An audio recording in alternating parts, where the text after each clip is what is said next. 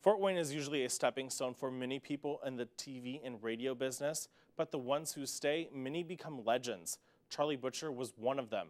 I remember waking up to Charly's voice on 97.3 WMEE in the late 90s, and city council members say Charly's passing leaves a void in the community.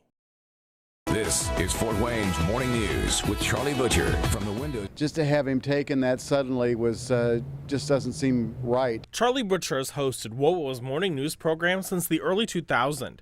During that time, city council members regularly called in to talk to Charly. Felt like I've just lost a really, really good friend. So it is sad, and it won't seem the same, you know, when you turn that radio on in the morning and you don't hear that very, very familiar voice. Councilman Jeff Paddock says it's been a few months since he's been on Charly's show, but he was considering calling in soon. I'd set my alarm and try to get all ready so I didn't fumble on the Charly Butcher show, because a lot of folks listen to that. You wouldn't believe how many people would say, "Hey, Jeff, I just heard you on the Charly Butcher show." City Councilman Dr. John Crawford wants to be your next mayor. Councilman John Crawford has spent many years calling into Fort Wayne's morning news.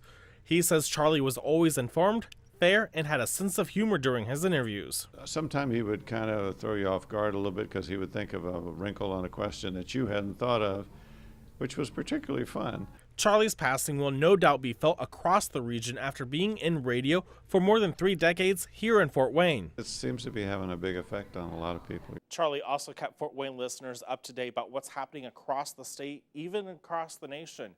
We have statements from Mayor Tom Henry, retiring State Senator David Long, Congressman Jim Banks, and former Senate candidate Todd Rokita on our website, WFFT.com. Cody Butler, Fox 55 News.